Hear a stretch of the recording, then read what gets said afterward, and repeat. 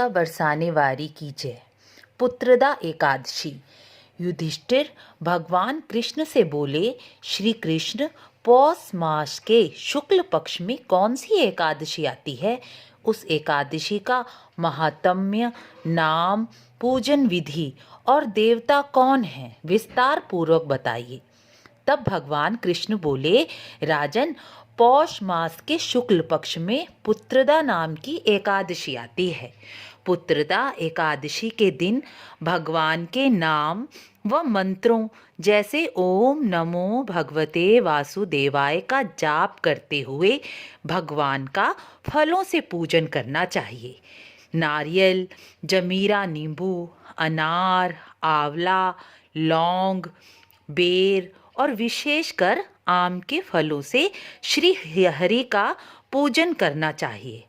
इस दिन दीपदान का भी विशेष महत्व है। रात्रि जागरण और रात्रि में अखंड दीपदान से पुत्र संबंधी सभी समस्याओं का निवारण हो जाता है। रात्रि जागरण से जो फल प्राप्त होता है वह हजारों वर्ष तपस्या करने से भी नहीं मिलता। यह सब पापों को हरने वाली उत्तम तिथि मानी गई है। समस्त कामनाओं और सिद्धियों के दाता भगवान नारायण इस तिथि के अधिदेवता हैं। इसकी कथा इस प्रकार है।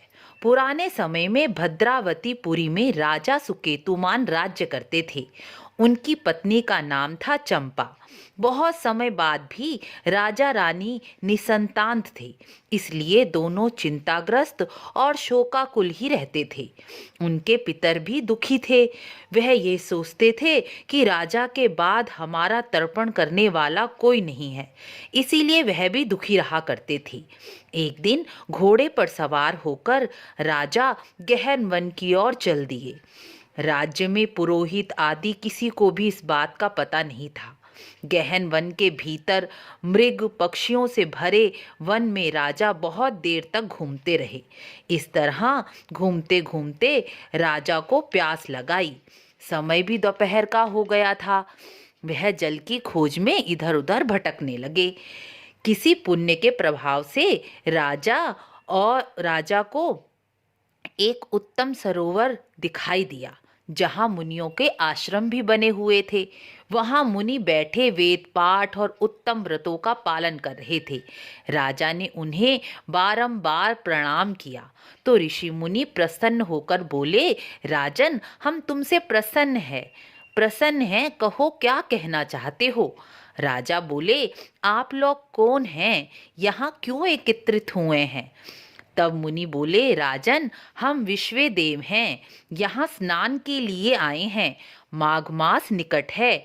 आज से 5वें दिन माघ मास का स्नान आरंभ हो जाएगा और आज तो पुत्रदा नाम की सर्वोत्तम तिथि है, जो योग्य पुत्र प्रदान करने वाली है। जो मनुष्य पुत्रदा एकादशी का उत्तम व्रत करता है उसको श्रेष्ठ पुत्र रत्न प्राप्त होता है। राजा ने कहा, विश्वदेव, आप यदि मुझ पर प्रसन्न हैं तो आप भी मुझे पुत्रदा एकादशी का व्रत बताइए और मुझे भी पुत्र प्राप्त करने का आशीर्वाद दीजिए। मैंने सुबह से जल भी ग्रहण नहीं किया। तब मुनि बोले, राजन, तुम पुत्रदा एकादशी का उत्तम व्रत करो, इससे तुम्हें पुत्र अवश्य प्राप्त होगा। इस प्रकार मुनियों के कहे अनुसार राजा सुकेतुमान ने पुत्रदा एकादशी का व्रत किया और वहीं मुनियों के साथ रहकर रात्रि जागरण कर द्वादशी को व्रत का पारण कर मुनियों को बारंबार नमस्कार कर राजा अपने घर लौट आए। उसके बाद रानी ने गर्भ धारण किया और राजा को योग्य और श्रेष्ठ पुत्र रत्न की प्राप्ति हुई, जिसने अपने गुणों से पिता और अपने पितरों को संतुष्ट किया और प्रजा का पालक बना। इसलिए हे राजन, पुत्रदा एकादशी का व्रत अवश्य ही करना चाहिए।